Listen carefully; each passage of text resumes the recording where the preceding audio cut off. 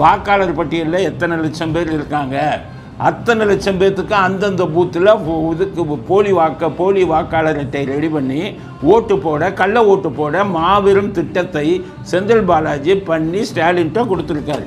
எதிர்க்கட்சி ஆளுங்கள்லாம் நீங்கள் சும்மா வெளியே உக்காந்துக்கிட்டு கேன்வாஸ் பண்ணிவிட்டு உக்காராதீங்க. இதை முதல்ல பாருங்கள். அவருக்கு பார்க்க வரும் ரசிகர்கள் கூட்டத்தை போகிறான். 2 வீலர் இது 4 வீலர் உள்ளே விடக்கூடாது. எங்கே அனுமதி கொடுத்தாங்களோ அந்த இடத்துக்குள்ளே வர விடக்கூடாது. டேக் டைவர்ஷன், இதுக்குள்ளே போக முடியாதுப்பா, அந்த பக்கம் போ, அந்த பக்கம் போனால் அந்த பகுதியை சுற்றி அப்படியே இது போட்டாங்க, போட்டாங்க, வளையம் போட்டாங்க, உள்ளே போக முடியாது. நீங்கள் 4-5 நாள் ஊர் சுற்றுறீங்கல்ல, அந்த கூட்டத்துக்கு அதுக்கு வரக்கூடிய கூட்டத்தை வீடியோ காமிங்கல. நீங்கள் 4-5 நாளுக்கு வரக்கூடாது, நீங்கள் சுற்றுவீங்க. கூட்டம் வரணும்ல, காலி இடமா இருக்குது, காலி சேராக இருக்குது. ரோட் ஷோன்னு போனால் 2 பக்கம் ரோட்லேயும் ஆளே இல்லை, தனியாக போய்கிட்டு இருக்கீங்க. நீங்கள் போய் விஜய் விமர்சிக்கலாமா? நீங்கள் பாலிடால் உதயநிதி உங்களுக்கு தான் சொல்கிறேன்.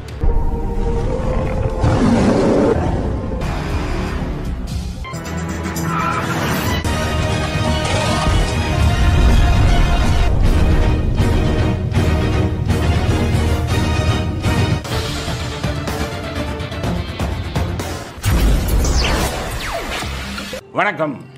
இன்றைய அரசியல் ஆடுகளத்திற்கு உங்கள் அனைவரையும் அன்புடன் வரவேற்கிறோம். இங்கே இன்னைக்கு ஸ்டாலின் வராருன்னு சொல்லி உங்களுடன் ஸ்டாலின்னு கூத்தடிச்சுக்கிட்டு இருக்காங்க. பாட்டு வெறும் சத்தம், அதனால் இந்த சத்தம் இப்போ நின்று இருக்குது. அதனால் இந்த இன்டர்வியூவை கொடுக்குறோம். இடையில சத்தம் வந்ததுன்னா சத்தத்தோடு கொடுப்போம், தடங்களுக்கு வருந்து கொள்வோம். இன்றைய முக்கியமான அரசியல் ஆடுகளத்தில் நம்முடைய அரசியல் அலசல் என்ன அப்படின்னு பார்க்கலாம்.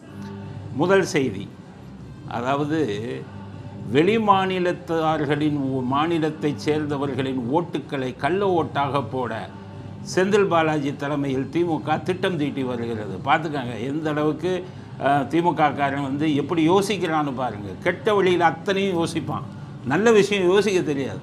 அதாவது அமெரிக்காவில் இந்தியாவில் இருந்து ஏற்றுமதி செய்யப்படக்கூடிய துணிகள் நிறையா இருக்குது, ரெடிமேடு, இங்கேருந்தே தைச்சு அனுப்புவாங்க. அதுதான் மிக அதிகமான அளவு ஏற்றுமதி ஆகுது தமிழ்நாட்டில். ஸோ தமிழ்நாட்டில் எங்கே ஏற்றுமதி ஆகுதுன்னா கோயம்புத்தூர், திருப்பூர், கரூர், இந்த 3 இதுகளில் தான் இந்த துணி ஏற்றுமதி பண்ணக்கூடிய நிறுவனங்கள் நிறையா இருக்காங்க, ஆயிரக்கணக்கில்.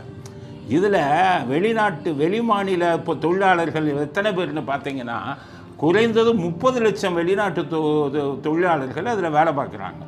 இவங்கெல்லாம் இங்கேயே வந்துட்டதுனால நம்ம தமிழ்நாடு இதில் இவங்க எலெக்ஷன் தேர்தல் இதுக்காக வாக்காளர் பட்டியலில் இங்கே பதிஞ்சிட்டாங்க 30 லட்சம் பேரும். எங்கெங்கே? கரூர், ஈரோடும், கோயம்புத்தூர், திருப்பூர், இங்கெல்லாம் 30 லட்சம் கணக்கு. இந்த திருடர்கள் கூட்டம் இதைத்தான் பார்த்துக்கிட்டே இருக்கான். இங்கே அமெரிக்காவில் ட்ரம்ப் ஏற்றுமதியாகும் இந்தியாவிலிருந்து ஏற்றுமதியாகும் நிறுவனங்களுக்கு, துணி ஏற்றுமதி பண்ணுறவங்களுக்கு 50% அதிக வரி விதித்தார். 50% அதிக வரி விதித்தா இங்கே இருக்கும் அத்தனை நிறுவனங்களுக்கும் நஷ்டமாகுது. அப்போ என்ன பண்ணிடுறாங்க, கொஞ்ச நாளைக்கு இதை நிறுத்தி வச்சிடலான்னு சொல்லி நிறைய நிறுவனங்கள் மூடிட்டாங்க. அந்த தொழிலாளர்கள் எல்லாம் அவங்க ஊருக்கு இப்போ மூட்டையை கட்டிட்டு கிளம்புறாங்க. அந்த ஃபோட்டோக்கள்லாம் வந்துருச்சு. அப்போ வெளிமாநில தொழிலாளர்கள்லாம் துணியை மூட்டை கட்டிட்டு இங்கிருந்து வட மாநிலத்துக்கு போய்கிட்டு இருக்காங்க. இது சமீபத்தில் வந்த செய்தி. திமுககாரன் எப்படி யோசிப்பான் பாருங்கள். திருடர்கள் பூரா திருட்டுத்தனமாக யோசிக்கிறதுல அவங்கள அடிச்சுக்க முடியாது. ஸோ செந்தில் பாலாஜி உடனே நியூஸ் கொடுத்துட்டாரு ஸ்டாலினுக்கு, சார் 30 லட்சம் பேர் இங்கே வாக்காளராக பதிவு செஞ்சவன் துணி ஏற்றுமதி நிறுவனங்கள் மூடிட்டான், 50% வரி விதிச்சிட்டான் ட்ரம்ப்பு, எல்லாரும் இங்கேருந்து போகிறாங்க. அவர் சொல்கிறார் என்ன செய்யணுங்கிறாரு. சார் இந்த ஒவ்வொரு நிறுவனங்கள்லையும் நாங்கள் கேட்டிருக்கோம், உங்கள் நிறுவனங்களில் வேலை பார்த்தவங்க வடமாநில தொழிலாளர்கள் எத்தனை பேர் வேலையை விட்டு போயிட்டாங்க, மூடிட்டீங்கல்ல, லிஸ்ட்டு கொடுங்கன்னு லிஸ்ட் எடுத்துக்கிட்டு இருக்காங்க. இப்போ இந்த லிஸ்ட்டை எடுத்துகிட்டு இவங்க என்ன ஐடியா பண்ணியிருக்காங்கன்னா இந்த லிஸ்ட்டை பூரா வாக்காளர் பட்டியலில் வெரிஃபை பண்ணணும்.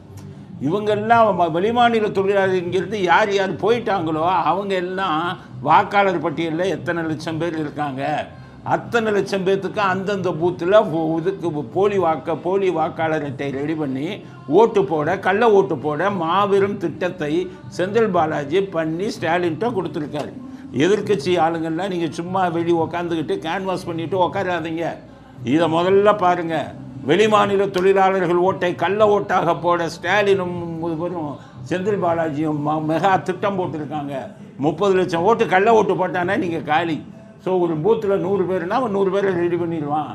100 பேர் மைய அழிச்சிட்டு போலி வாக்காளர் சீட்டு இது போலி வாக்காளர் அட்டை அவனே ரெடி பண்ணுறான். நெட்டில் ஆதார் அவனே ரெடி பண்ணுறான். ரெடி பண்ணி காலையில் 8 மணிக்கெல்லாம் இத்தனை 30 லட்சம் ஓட்டையும் போட்டு முடிச்சிடுவான். முன்னாடி இந்த வேலையை வேறு ஆளுங்க பார்த்துக்கிட்டு இருந்தாங்க திமுகவில். இப்போ இது கொங்கு மண்டலம்ங்கிறதுனால கொங்கு மண்டலத்தில் அத்தனை தில்லுமுழுகளையும் பண்ணி கொண்டிருப்பவர் செந்தில் பாலாஜி. அதனால தான் போன அந்த பஞ்சாயத்து தேர்தலெலாம் கொங்கு மண்டலத்தில் ஜெயிச்சதெல்லாம் இப்படி தில்லுமுள்ளு பண்ணி தான். அந்த தில்லுமுள்ளுக்கு மேம்பெரும் ஏற்பாடை செந்தில் பாலாஜி பண்ணி கொண்டிருக்கிறார். ஏறத்தாழ 30 லட்சம் வெளிநாட்டு மாநில தொழிலாளர்கள் வாக்கை கள்ள ஓட்டாக போடுவதற்கு மெகா திட்டம் ரெடி ஆகிக்கிட்டு இருக்கு. எதிர்கட்சிக்காரெல்லாம் சொல்கிறேன், நீங்கள் இங்கே உட்காந்துக்கிட்டே இங்கே சுற்றிக்கிட்டு அங்கே சுற்றிக்கிட்டு இருந்தீங்கன்னா அது 30 லட்சம் கள்ள ஓட்டையும் போட்டானா உங்களுக்கு கொங்கு மண்டலம் காலி. கொங்கு மண்டலத்தை ஸ்வீப் பண்ணிடுவாங்க. அதனால் இந்த சதி திட்டத்தை எதிர்கட்சிகளுக்கு இப்போதே சொல்ல விரும்புகிறேன். உடனடியாக அலர்ட் ஆகுங்க. 30 லட்சம் திமுக போடவிருக்கும் கள்ள ஓட்டை காப்பாற்றுங்க. நீங்களும் லிஸ்ட் எடுங்க. அந்தந்த நிறுவனங்களில் போய் எந்தெந்த நிறுவனம் மூடப்பட்டிருக்கிறது அந்த நிறுவனத்திலெல்லாம் யார் யார் வந்து வெளிமாநில தொழிலாளர்கள் வாக்காளர்களாக பதிவு செய்திருக்கிறார்கள், மூடிட்டு அவங்க ஊருக்கு போயிட்டாங்களா, போயிட்டா இந்த லிஸ்ட்டை எடுங்க. இந்த லிஸ்ட்டை எடுத்து உங்களுக்கு இதாக போவாங்கள்ல போலிங் ஏஜெண்ட்டா பூத் ஏஜெண்ட்டா முகவர்கள் போவாங்கள்ல ஒவ்வொரு பூத்துக்கும் அவங்ககிட்ட இந்த லிஸ்ட்டை கொடுத்துட்டு இந்த லிஸ்ட்டுக்கு ஓட்டு போட வந்தால் அங்கே இது பண்ணி எதிர்ப்பு தெரிவிங்கள். இவங்க இந்த ஊர்லேயே இல்லை, இவங்க போயிட்டாங்க, இது போலியான வாக்காளர் அவங்க வந்ததுன்னு சொல்லி ஓட்டு போட விடாதீங்க. இதை நீங்கள் அப்ஜெக்ஷன் அங்கே நீங்கள் வாக்குச்சாவடி அதிகாரிகிட்ட நீங்கள் எதிர்ப்பு தெரிவித்தால் ஓட்டு போட விட மாட்டார். இப்படி தான் கவுண்டர் பண்ணணும். நீங்களும் லிஸ்ட் எடுங்க. எவன் போனால் வடமாநில தொழிலாளர்கள் அந்தந்த நிறுவனங்களில் போய் ஒவ்வொருத்தரும் மாவட்ட செயலாளர்கள் இதை மெயினாக பாருங்கள். அதிமுக பிஜேபி போன்ற பெரிய கட்சிகள் இதை செய்யுங்க. விஜய் கட்சி இப்போ தான் வளர்ந்து வருது. இந்த அளவுக்கு பூத்துலலாம் இதாக பண்ணிடுவாங்கன்னு சொல்ல முடியாது. உங்களுக்கு நல்ல அனுபவம் இருக்கிறது. அதனால் 30 லட்சம் வெளிமாநில வாக்காளர்களுடைய ஓட்டை கள்ள ஓட்டாக போடக்கூடிய திமுகவின் மெகா பிளானை முறியடியுங்கள். இல்லைன்னா நீங்கள் ஜெயிப்பது கஷ்டம் அப்படிங்கிறத முதல் கருத்தாக பதிவு செய்ய விரும்புகிறோம். அடுத்தது செந்தில் பாலாஜியின் டேக் டைவர்ஷன் டெக்னிக். அதாவது இந்த பேசிக்கிட்டே இருக்கோம், இந்த சவுண்டு ரொம்ப ஆச்சுன்னா பாதியில் பேட்டி நிறுத்திடுவோம். அதனால் இன்றைக்கி 30 நிமிடங்கள் பேச முடியுமா என்பது சந்தேகம். அதனால் எவ்வளோ நேரம் முடியுதோ பேசுகிறேன். இவங்கெல்லாம் நாட்டுக்கு தேவையா? உங்களின் ஸ்டாலின் நான் பெரிய மானத்திலிருந்து குதித்தது. நேற்று 2 நாள் அந்த இதில் இருக்கவங்கிறவங்க யாருமே தூங்க முடியாது. பாட்டு இதையும் போட்டுடு என்னன்னு கேட்டால் உங்களின் ஸ்டாலின் வந்து கிழிக்க போகிறாராம். ஏன் நாட்டு மக்களுக்கு இவ்வளவு தொந்தரவு கொடுக்குறீங்க? நீங்கள் 10 நிமிஷம் வந்துட்டு போகிறதுக்காக 2 நாள் அந்த பகுதி மக்களை போட்டு அவதிப்படுத்துவீங்க. கொஞ்சமாச்சும் யோசிக்கிற சக்தி இல்லையா? நீங்கள்லாம் ஒரு முதலமைச்சர், சாபக்கேடு, தமிழ்நாட்டுக்கு வந்த சாபக்கேடு. சரிப்பா பார்ப்போம். என்னன்னு கேட்டிங்கன்னா நாளைக்கு கரூருக்கு போகிறார் விஜய். அது கரூர் யாருடையது? நம்ம செந்தில் பாலாஜி, யூரின் செந்தில் பாலாஜியுடைய இது தானே, தொகுதி தானே அது. அதனால் என்ன பண்ணுறாரு ஸ்டாலின் சொல்லிட்டாரு, ஏப்பா திருச்சியை வந்து அடக்குன்னு சொன்னோம். நம்ம கேஎன் நேரு ஒன்றுக்கு லாயக்கலை, அன்பில் மகேஷ் இவங்க 3 பேர் இருந்து சிவா, திருச்சி சிவா ஒன்றுமே நடக்கலை. பெரிய கூட்டத்தை கூட்டிட்டாங்க. அடுத்து நாகப்பட்டினம், திருவாரூர் அந்த மாவட்ட செயலாளருக்கும் சொன்னேன், அங்கேயும் பெரிய கூட்டத்தை கூட விட்டாங்க. நீ வந்து கரூரில் கூட்டத்தையே நாளைக்கு வரக்கூடிய விஜய் வரக்கூடியதுக்கு கூட்டமே இருக்கக்கூடாது. ஸோ கூட்டத்தை குறை, எத்தனை கோடினாலும் செலவு பண்ணுன்னு ஆர்டர் கொடுத்துட்டாரு. அதனால் இப்போ செந்தில் பாலாஜி, நம்ம யூரின் செந்தில் பாலாஜி என்ன பண்ணிட்டாரு, என்னடா எப்படிடா அதை பண்ணலாம் அப்படின்னு சொல்லி டேக் டைவர்ஷன் டெக்னிக். அது என்னென்னா, ரொம்ப பேர் இந்த விவேக், மறைந்த நடிகர் விவேக் காமெடியில் நடிச்சிருப்பார் விஜய் படத்தில். அதாவது அவங்க போகும்போது டிராஃபிக் போலீஸ் ஒவ்வொரு இடத்துலையும் உள்ளே விட மாட்டான். கேட்டால் முக்கியமான விஐபி வராதியா, டேக் டைவர்ஷன். இந்த பக்கம் போவான், குழி தோண்டி வச்சிருக்கியா, டேக் டைவர்ஷன் அப்படின்னு திருப்பி விடுவான். அவங்க இடம் தெரியாமல் திருப்பதிக்கு போயிடுவாங்க. இது அந்த படத்தில் வந்த ஜோக். அதை அப்படியே நம்ம யூரின் பாலாஜி, எதுவும் செந்தில் பாலாஜி எடுத்து டேக் டைவர்ஷனுங்கிற டெக்னிக்கை விஜய் வராரு இதுக்கு யூஸ் பண்ணுவோன்னு முடிவு பண்ணிட்டாங்க. இப்போ முடிவு பண்ணிட்டு என்ன பண்ணியிருக்காங்கன்னு கேட்டிங்கன்னா, நாளை அவர் வர்றதுக்கு முன்னாடி டிராஃபிக் போலீஸை பூரா அவங்களுக்கு அனுமதி கொடுத்துட்டாங்க. பெரிய அதிசயம், முன்னாடி அனுமதி கொடுக்க மாட்டாங்க, இப்போ அனுமதி கொடுத்துட்டாங்க. செந்தில் பாலாஜி சொல்லிட்டார், இந்த இடத்துல அனுமதி கொடுங்க, இந்த ரூட்டுக்கு வர அத்தனை வண்டியை நான் டேக் டைவர்ஷன் போட்டு திருப்பி அனுப்பிடுறேன், எவன் கூடுறான்னு பார்க்குறதுன்னு சொல்லியிருக்கார் ஸ்டாலின்கிட்ட. 2 பேரும் சேர்ந்து இப்போ என்ன பண்ணுறாங்கன்னா டேக் டைவர்ஷன். நாளைக்கு இப்போ வராருல விஜய், அவருக்கு பார்க்க வரும் ரசிகர்கள் கூட்டத்தை போகிறான், 2 வீலர் இது 4 வீலர் உள்ளே விடக்கூடாது. எங்கே அனுமதி கொடுத்தாங்களோ அந்த இடத்துக்குள்ளே வர விடக்கூடாது.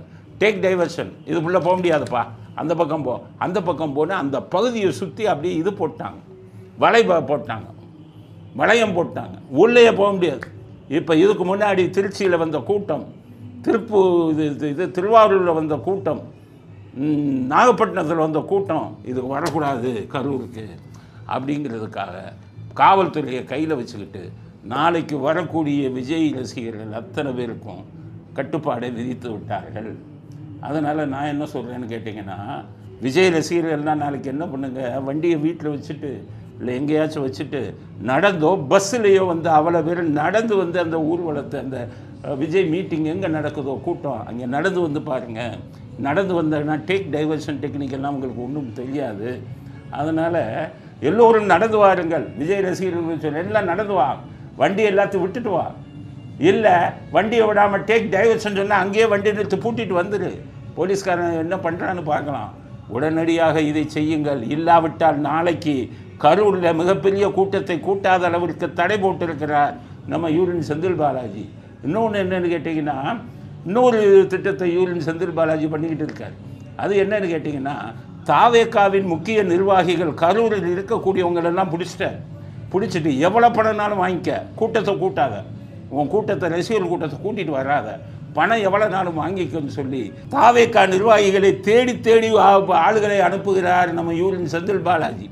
அவர்களை எல்லாம் பிடிச்சிட்டு வந்து பணத்தை அள்ளி கொடுத்து நாளைக்கு கூட்டத்துக்கு ஆள் கூட்டிகிட்டு வர்றாங்க அப்படிங்கிறத இந்த வேலை பண்ணிக்கிட்டு இருக்கார் நம்ம செந்தில் பாலாஜி. அதனால் இவங்களுக்கு என்ன சொல்கிறேன், விஜய்க்கு முக்கியமாக அங்கே கரூரில் இருக்கக்கூடிய தாவேக்கா நிர்வாகிகள் எல்லாம் பணம் சப்ளை செய்து கொண்டிருக்கிறார் நமது செந்தில் பாலாஜி. அதை தடுத்து நிறுத்துங்க. எல்லா அயோக்கியத்தனத்துக்கும் பேர் போனவர் செந்தில் பாலாஜி. அவருக்கு முடிவு என்பது சீக்கிரம் இருக்கிறது. ஏன்னா அநியாயம் அக்கிரமம் எவ்வளவு பண்ணாலுமே ஆண்டவனின் தண்டனை இருக்குல்ல. ஏற்கனவே போய் ஒரு வருஷம் ஜெயிலில் இருந்து அந்த மனிதருக்கு புத்தி இல்லை. நேர்வழியில் அரசியல் பண்ணுங்கயா. உங்களுக்கு ஆதரவு இருந்தால் ஆதரவான கூட்டத்தை கூட்டி காமிங்க. மக்கள் செல்வாக்கு இல்லை, மக்கள் ஆதரவு இல்லை, வெக்கம் இல்லாமல் மக்கள் செல்வாக்கு இருக்கக்கூடிய ஆதரவு இருக்கக்கூடிய உங்கள் கூட்டத்தை தடுத்தீங்கன்னா ஜனநாயகத்தில் என்னத்தை நீங்கள் கிழிச்சிட முடியும்? ஓட்டுன்னு போடும்போது அங்கேயும் போய் கள்ள ஓட்டு, அங்கேயும் போய் இந்த வட இந்திய தொழிலாளர்களுக்கு பூரா மாஸ் பிளான் போட்டிருக்காரு இவர் செந்தில் பாலாஜி. அப்போ என்ன ஆகும்? அதனால் விஜய்க்கு நான் இது கொடுக்குறேன், எச்சரிக்கை கொடுக்குறேன். தயவு செய்து இந்த 2 இதிலிருந்து இது பண்ணுங்கள். நாளைக்கு மிகப்பெரிய சதி திட்டம் நடக்கிறது. இதற்கு பின்னாடியும் இனி நீங்கள் ஊருக்கு போகும் இடத்துலலாம் இந்த செந்தில் பாலாஜி பிளான், யூரின் செந்தில் பாலாஜி பிளான்னு வச்சுருவாங்க. இந்த பிளானை ஒவ்வொரு மாவட்டத்துக்கும் அவங்க செய்வாங்க. ஒவ்வொரு மாவட்டத்துக்கும் நீங்கள் போகும்போது வரும் கூட்டத்தை தடுப்பார்கள். இதுதான் இவர்கள் செஞ்சு கொண்டிருக்கும் சதி. அதனால் விஜய்க்கு அலர்ட் விஜய் அப்படிங்கிறதுக்கு நாங்கள் இப்போவே கொடுக்குறோம். கூட்டத்தை கூட்டி காமிங்க. உங்கள் ரசிகர்களுக்கு பூரா உடனடியாக செய்தி அனுப்புங்கள். இல்லாவிட்டால் நாளை கூட்டம் வந்து குறைந்துவிடும். குறைத்து காட்டுவார்கள் இந்த திருட்டு கூட்டம் அப்படிங்கிறது அடுத்த கட்ட செய்தியாக பதிவு செய்ய விரும்புகிறோம். அடுத்தது விஜய் சனிக்கிழமை இது பண்ணியிருக்காருல்ல, இது நம்ம இந்த பாலிடால் உதயநிதிக்கு ரொம்ப வயிற்ற கலக்கிடுச்சு. அப்பாவும் பையனும் சேர்ந்த தூக்கமே வரமாட்டேங்குது. அதனால் அவர் பேசுகிறார் மேடையில், எந்த எழுதி தான் கொடுக்குறான்ல, பேப்பர் தான் கையில் வச்சுக்கிட்டு தானே பேசுகிறார்.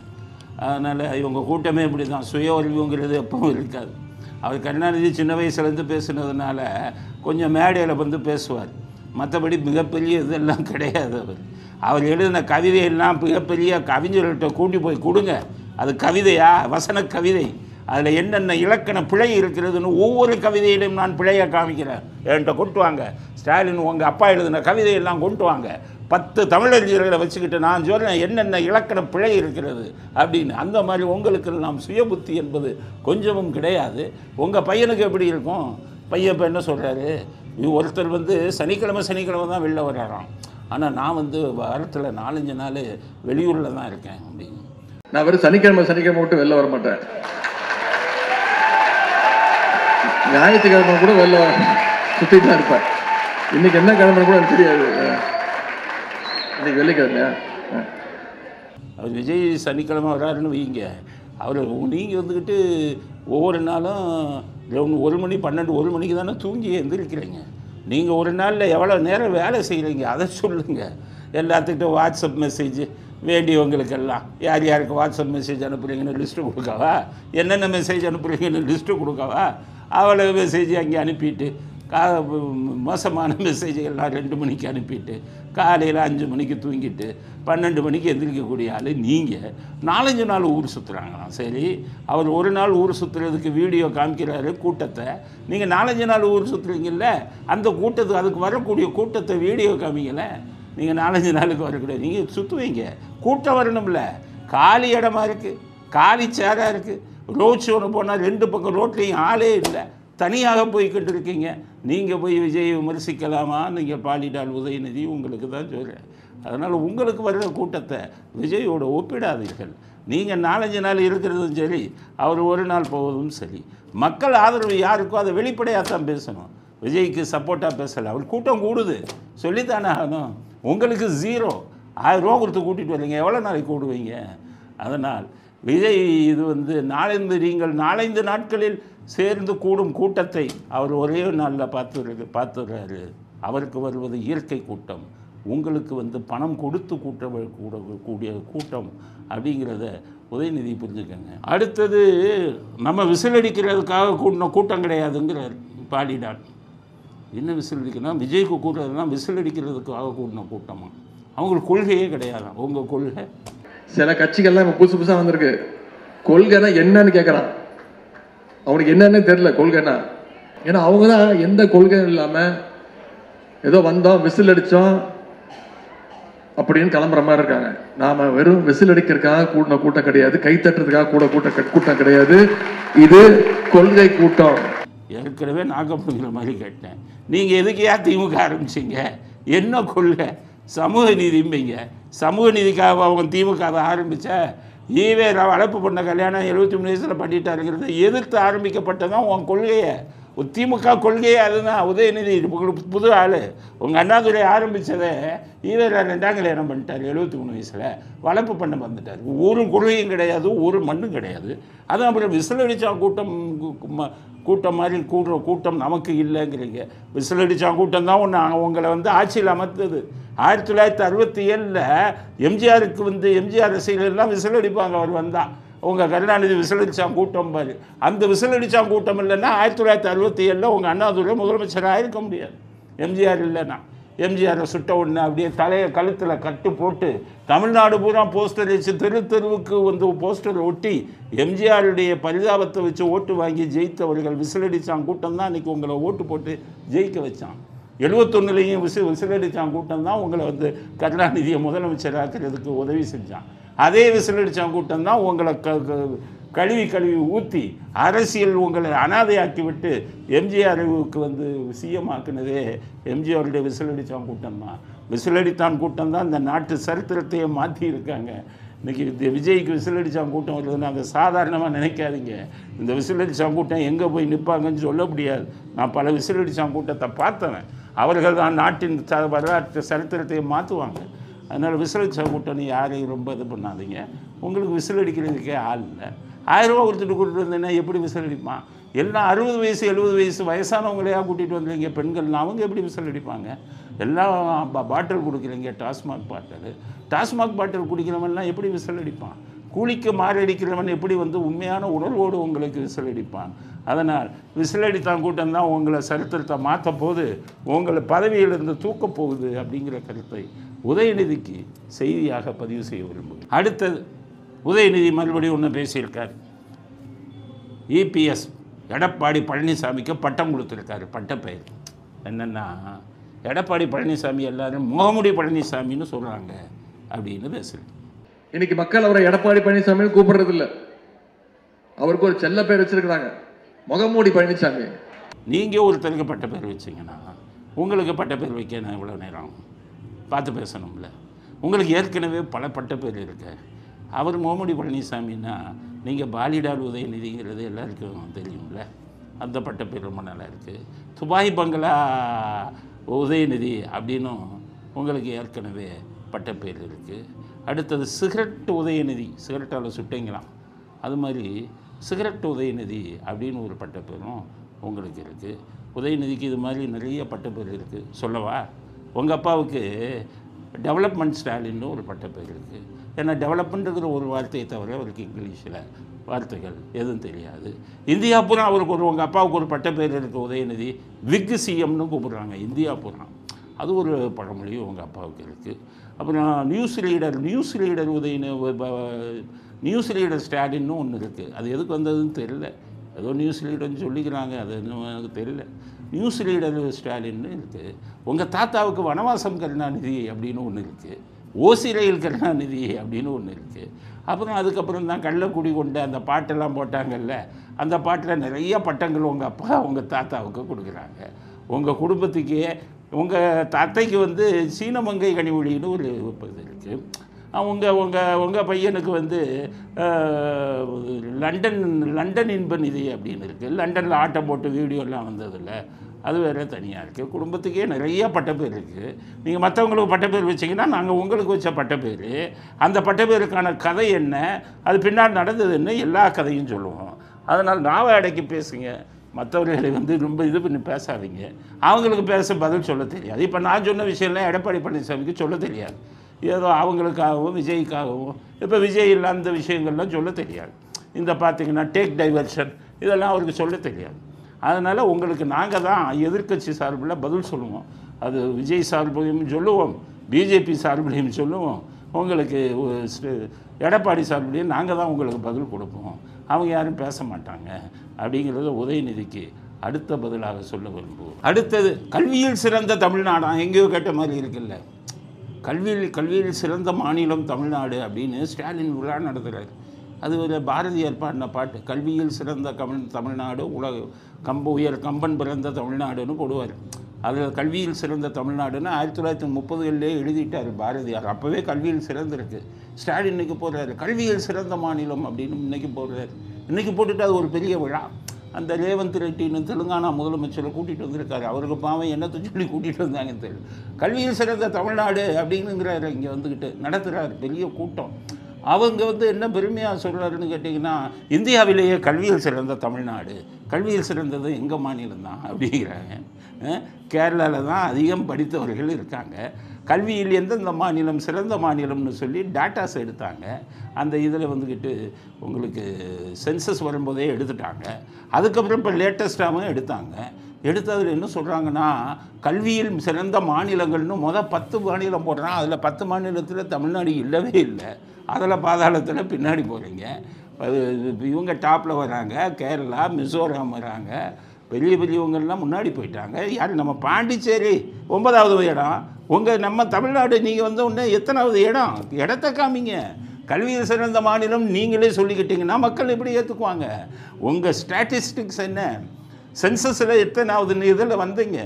இப்போ எடுத்த ஸ்டாட்டிஸ்டிக்ஸ் படி எத்தனாவது மாநிலம் சொல்லுங்கள்? 98% மிசோரம். மணிப்பூர் 96%. மிசோரம் இவன் 98%. கேரளா கணக்கு சொல்கிறேன், நீங்கள் 80%. அப்புறம் இப்படி கல்வியில் சிறந்த தமிழ்நாடும்பீங்க. கல்வியில் தமிழ்நாடு எப்படி சிறந்து வழங்கும்? உயர்கல்வித்துறை அமைச்சராக நீங்கள் பொன்முடியை போட்டிங்கன்னா அந்த ஆளு கொள்ளையடிக்கிறவர். உங்களுக்கு எப்படி கல்வியில் சிறந்த தமிழ்நாடு வரும்? அதுக்கடுத்தது இப்போ என்ன கூத்து பண்ணி வச்சுருக்கீங்க? அதுக்கப்புறம் அன்பில் மகேஷை போய் மந்திரியாக போட்டிருக்கீங்க. உருப்பிடுமா? எல்லாம் உங்கள் குடும்ப உறுப்பினர்கள். இவங்களெல்லாம் மந்திரியாக போட்டால் கல்வியில் எப்படி சிறந்து வழங்கும்? அதனால் ஊரை ஏமாற்றாதீங்க. கல்வியில் சிறந்த தமிழ்நாடு, கல்வியில் சிறந்த தமிழ்நாடு. பாருங்கள், இதை வந்துக்கிட்டு நேரு ஸ்டேடியத்தில் வைக்கிறாரு. யார் நடிகர்கள் இவங்களை இயக்குநர்கள்லாம் கூப்பிட்டுருக்காரு. அவங்கள கூப்பிடுங்க, எதுவும் இல்லை. ஆனால் இவ்வளவு செலவு தேவையா? இல்லை போகாத ஊருக்கு வழி சொல்லணுமான்னு கேட்குறேன். எங்கேயா இருந்தது? அதிலே வந்துக்கிட்டு இவர் சொல்கிறார் ரேவந்த் ரெட்டி, நாங்களும் இன்னமே சிற்றுண்டியை வந்து எங்கள் ஸ்கூலில் கொண்டு வர போகிறோம் தமிழ்நாடு மாதிரி. அவர் பாவம் ரேவந்த் ரெட்டிகிட்ட யாரும் சொல்லலை. ரேவந்த் ரெட்டிக்கு யாராச்சும் தெலுங்கு தெரிஞ்சவங்க இருந்தால் இப்போ நான் சொல்கிற விஷயத்தை சொல்லுங்கள். ரேவந்த் ரெட்டி அவர்களே இவர் ஊரை ஏமாற்றிக்கிட்டு இருக்காரு. கல்வியில் சிறந்தது சிற்றுண்டி போட்டேன்னு ஊரை ஏமாற்றிக்கிட்டு இருக்காரு. அரசு பள்ளியில் காமராஜ் காலத்திலேயே கஞ்சி ஊற்றுனாங்க. மதிய சாப்பாடுக்கு வந்து போட்டாங்க, உணவு போட்டாங்க. மதிய உணவு திட்டம்னு பேர். முதல்ல காங்கிரஸ் பீரியடில், காமராஜ் பீரியடில் கொண்டு வந்தாங்க.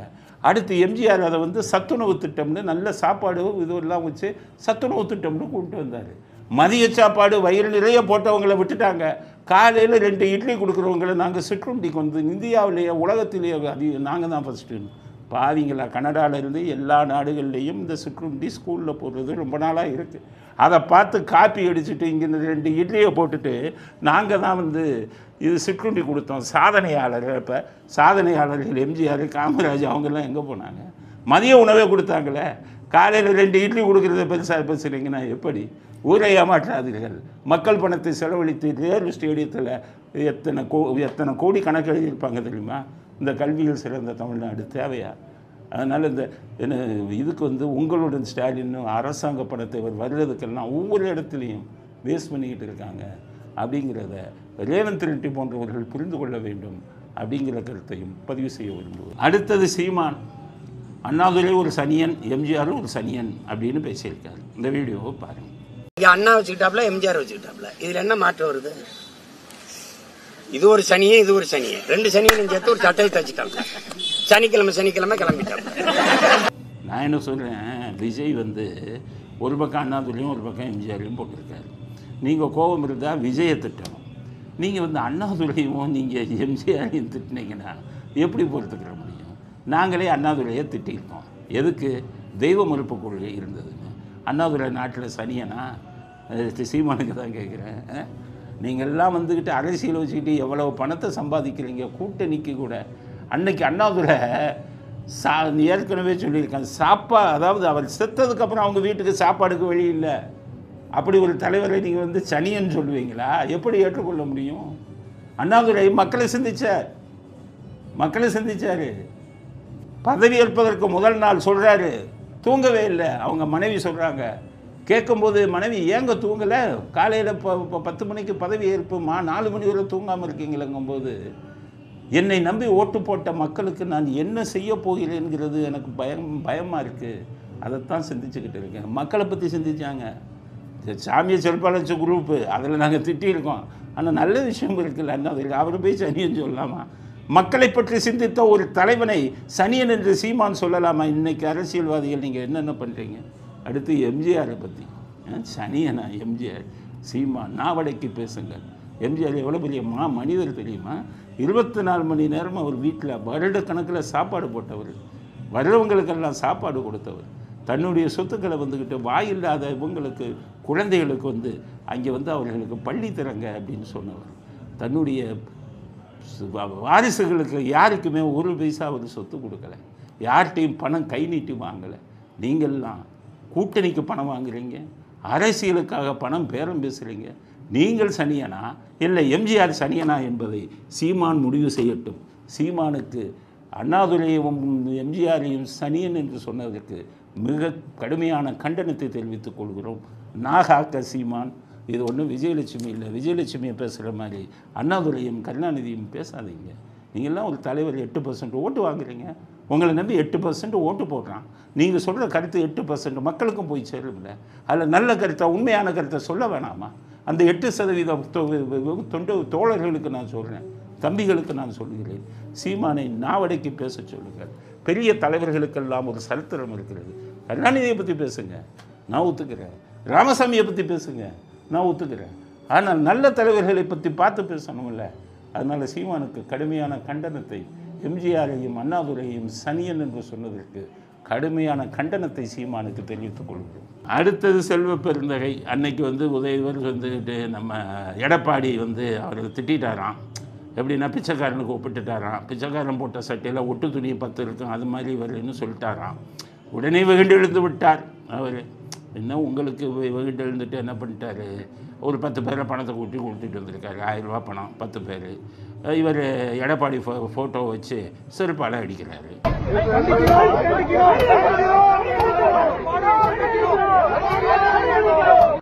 நீங்கள் தான் சவுக்கு சங்கர் வீட்லேயே கக்கூஸ் தண்ணி இதுக்காக மலத்தெல்லாம் உள்ளே போய் கொட்டினாலாச்சே.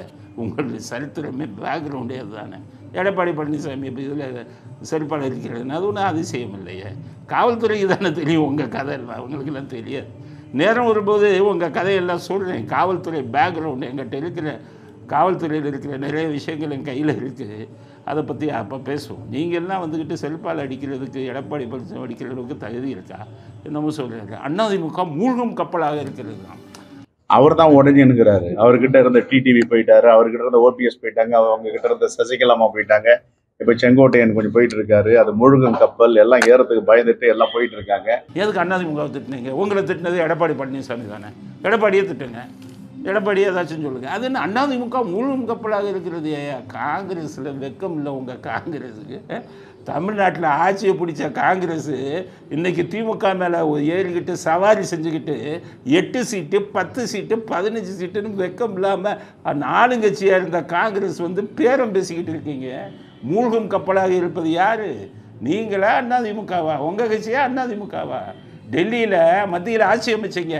ராஜீவ்காந்தி இருக்கும்போது 400 எம்பி சீட்டு ஜெயித்தாங்க.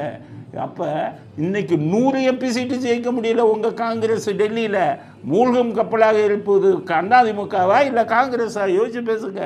என்ன இதில் உத்தரப்பிரதேசம் இவங்க இருக்கும்போது, இந்திரா காந்தி இருக்கும்போது 80 எம்பி சீட்டு, 80க்கு 80 ஜெயிச்சார் இவர் இந்திரா காந்தி. 80க்கு 80. இன்றைக்கி அதே உத்தரப்பிரதேசத்தில் 4 சீட்டு ஜெயிக்க வக்கில்ல உங்கள் காங்கிரஸுக்கு. கூட்டணி சேர்ந்தால் தான் 4 சீட்டு ஜெயிக்கிறீங்க. ரேபரேலி அமேதின்னு ஒரு 2 இடத்த வச்சுக்கிட்டு சோனியா காந்தியும் அந்த பாருங்க ராகுல் காந்தியும் நிற்க வச்சுக்கிட்டு வெக்கம் இல்லாமல் ராகுல் காந்தியும் தோற்று போனார் உங்களுக்கு இதில் அமேதியில். அப்படி இருக்கு உங்கள் நிலைமை. நீங்கள் வந்துக்கிட்டு மூழ்கும் கப்பல் யார்? நீங்களா அதிமுகவா? ஆந்திராவில் 42 சீட்டு. அப்போ 42க்கு 42 காங்கிரஸ் நிற்கும், ஜெயிக்கும். ஆனால் இன்றைக்கி ஆந்திராவில் உங்கள் நிலைமை என்ன? இவர் வந்துட்டார், சந்திரபாபு நாயுடு வந்துட்டார், ஜெகன்மோகன் ரெட்டி வந்துட்டார். காங்கிரஸ் காணாமல் போயிடுச்ச. மூழ்கும் கப்பல் யார்? உங்கள் காங்கிரஸா அதிமுகவா? நேற்று முளைத்த காலம் நீங்கள் அரசியலில். ஏதோ உங்களுக்கு இந்த கார்கேங்கிற ஒரு தலைவராக வந்ததுக்கு உங்களை ஏன் நியமிச்சாருங்கிற காரணங்கள்லாம் நான் வெளியில் சொல்ல விரும்பலை. உங்களை தலைவராக நியமிச்சிட்டாரு. உடனே நீங்கள் வந்துக்கிட்டு அதிமுகவை விமர்சிக்கும் அளவுக்கு அதிமுக மூழ்கும் கப்பல்னு நேற்று முளைத்த காலான செல்வ பெருந்தகை பேசுவதை கடுமையாக கண்டிக்கிறோம். அதிமுக தொண்டரெல்லாம் கண்டனம் தெரிவிங்க. எடப்பாடி கண்டனம் தெரிவிக்க மாட்டார், பயந்துடுவார். என்னடா நம்மளை ஒரு மாதிரி நம்ம வீட்டையே மழை கொண்டாந்து ஊற்றினாருன்னா என்ன பண்ணுறது, பயந்து விடுவார்.